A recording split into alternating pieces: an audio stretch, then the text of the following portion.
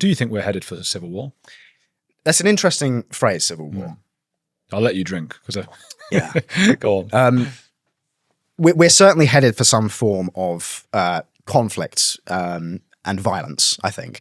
Now, civil war is an interesting framing because, historically, civil war has referred to a situation wherein the people of a nation, two factions have emerged, led by individuals generally, that have fundamentally disagreed on the way the country should be governed, which has, they've been unable to resolve it using political peaceful means, and so it's inevitably spilled over into violence, right? It's, hundreds of examples of that, probably thousands of examples of that throughout history. But actually what we're facing in England and in Britain is it's not the English versus the English, or the English versus the Scottish, or the Scottish versus the Scottish, and so on and so forth. What we're facing is a feeling of tension and dispossession between the indigenous peoples of these isles and those who have come here primarily in the last 30 years. And so that's plus the left. Plus the left. That's the difference. Plus their enablers. Those people who have been the architects of the project. And so it's not. I don't think it's civil war in the traditional sense. But I think that, as I've said already, and I, by the way, take no joy in saying this. It's just a simple observation of the sort of place we find ourselves as a nation.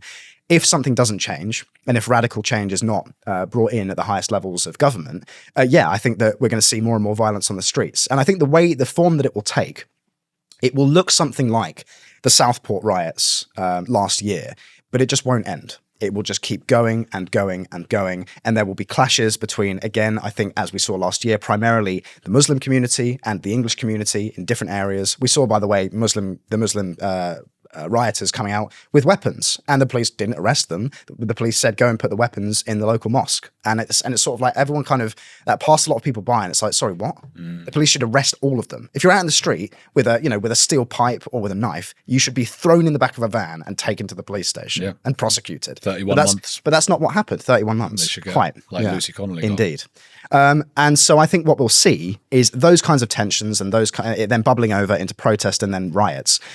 I think we will just see that just without end, basically. And over time, it will professionalize on both sides. And I think over time, there will be kind of political entrepreneurs who come through those conflicts and become leader figures for the, what will essentially become, I think, paramilitary movements. And those people will then, it's then just going to get worse and worse and worse. And I think actually, in a way, Andrew, we could in a way say that has already begun. I mean, obviously we saw it with the riots last year, but actually going back much further than that, with the rape gangs. I mean, what is that if not an act of war?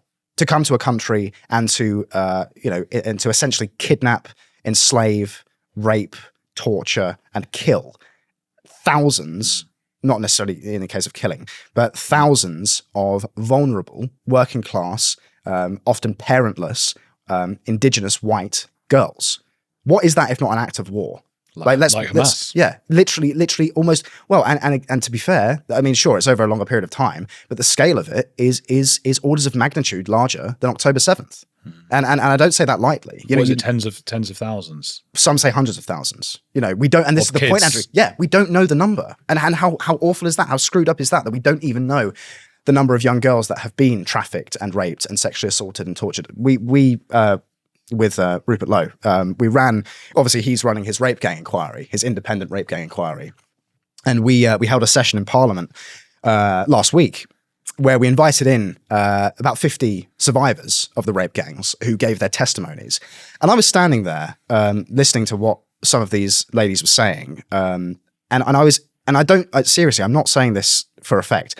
I was having to seriously be like, my goodness, I have to keep it together here. Because some of the stuff that they were saying, Andrew, it was just, it beggars belief. One story that was told was this girl who was 14 in Glasgow, who, as part of her, trafficking experience, they had filled a fizzy drink bottle, large one, with boiling water from a kettle and put it in her vagina. And they had, in order to inflict the maximum pain. No. Oh my God. That's what we're dealing with. And she also, this same girl, told a story of how this grooming gang, this rape gang that she was kidnapped by, got her so drunk, in her words, poured so much vodka down her neck that she was unable to give the 20th blowjob of the night, and so got volley kicked in the face, and so needed to have facial reconstructive surgery.